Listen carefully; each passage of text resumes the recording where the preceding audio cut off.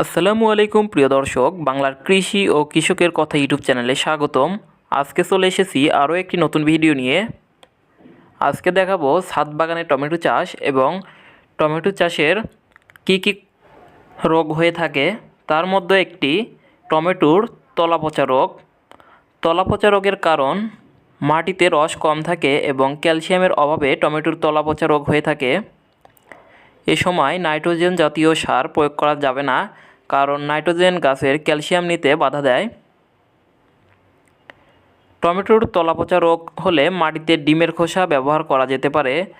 ডিমের খোসাতে থাকে ক্যালসিয়াম, যা গাছের উপকার করে, এবং মাটিতে রসের ব্যবস্থা করতে হবে।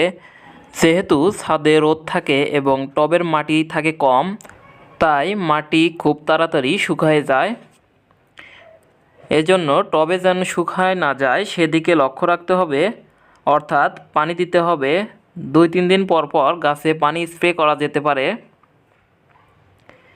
এই ব্যবস্থাগুলো নিলে টমেটোর তলা পচা রোগ থেকে মুক্তি পাওয়া যাবে ইনশাল্লাহ। ভিডিওটি ভালো লাগলে লাইক, কমেন্ট, শেয়ার করবেন। চ্যানেলে নতুন হয়ে থাকলে অবশ্যই সাবস্ক্রাইব করবেন।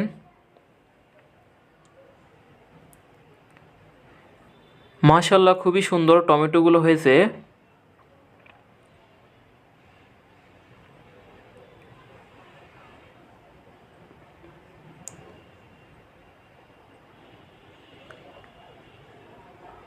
ছাদ বাগানে টমেটো চাষের সাফল্য শতভাগ। উপর থেকে দেখে বোঝা যায় না যে তলা পচা রোগ হয়েছে। দেখুন ভিউয়ার্স,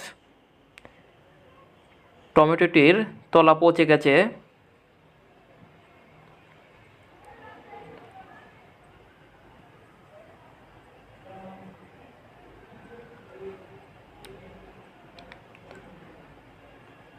টবে নিয়মিত পানি দিতে হবে যেন টবের মাটি শুকায় না যায়।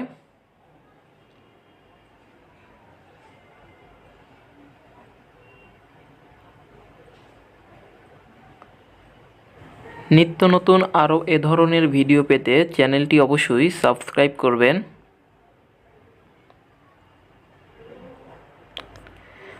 আমরা টবেতে ডিমের খোসা ব্যবহার করেছি। দেখুন ভিউয়ার্স, কীভাবে ডিমের খোসাগুলো দেই। ডিমের খোসাগুলো যত সম্ভব গুঁড়া করতে হবে। রোদ্রে শুকায়ে গুঁড়া করলে ফল ভালো পাওয়া যাবে। আমরা এখানে ভেজা অবস্থায় গুঁড়া করেছি। যতটা সম্ভব গুঁড়া করে মাটিতে ব্যবহার করতে হবে।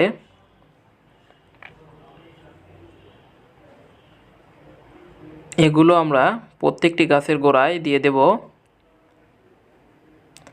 ডিমের খোসাতে থাকে ক্যালসিয়াম, আর টমেটোর তলা পচা রোগ হয় ক্যালসিয়ামের অভাবে। এটা থেকে ভালো ফল পাওয়া যাবে ইনশাল্লাহ। এভাবে আপনারা প্রত্যেকটি গাছের গোড়ায় ডিমের খোসা ব্যবহার করতে পারেন। ভিডিওটি দেখার জন্য অসংখ্য ধন্যবাদ। আসসালামু আলাইকুম।